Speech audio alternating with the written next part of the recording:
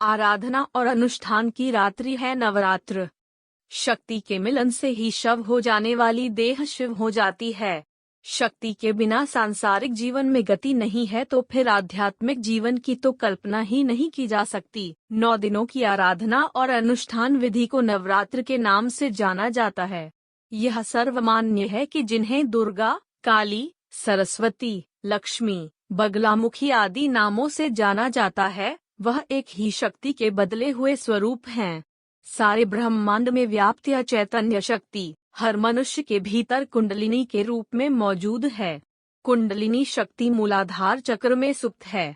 मूलाधार आदि 7 चक्र मनुष्य के स्थूल शरीर में नहीं, अपितु सूक्ष्म शरीर में स्थित है। मूलाधार चक्र में उल्टे त्रिकोण के रक्त वर्ण स्वरूप में स्थित यह आदिशक्ति कुंडलिनी जब तक प्रसुप्त रहती है, तब तक मनुष्य का जीवन उन्नत नहीं हो पाता।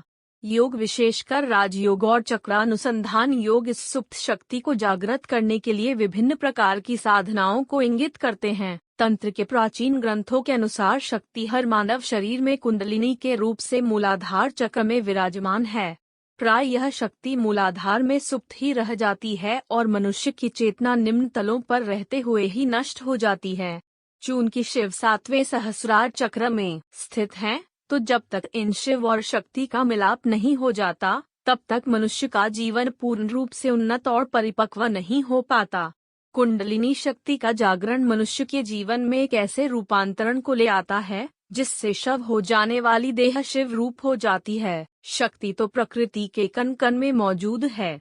विवेक भी एक शक्ति है, विद्या भी एक शक्ति है, ललित कलाएं भी शक्ति हैं, अर्थ का ज्ञान विज्ञान भी एक शक्ति है, भोजन को पकाना भी एक शक्ति है, किसी भी कला में कुशलता एक शक्ति है, समाज, परिवार और देश को एक सूत्र में बांधना भी एक शक्ति है। बिना शक्ति के जब इंसान का सांसारिक जीवन भी अपूर्ण है, तो आध्यात्मिक जीवन कैसे पूर्ण हो सकता है? यह बात स्मरण में रहनी चाहिए कि जब तक मनुष्य के भीतर इस पराशक्ति का जागरण नहीं होता है, तब तक मनुष्य का जीवन एक पशु की भांति आहार, निद्रा, भय और भोग का सेवन करने और पदार्थों का संग्रह करने में ही व्यर्थ हो जाता है। इसी शक्ति के जागरण हेतु हमारे ऋषियों ने यह नवरात्र का 9 दिवस का साधना अनुष्ठान दिया है, ताकि प्रथम दिवस से लेकर 9वीं तक उपवास और साधना का सात्विक जीवन जीने का अवसर भक्त को मिले।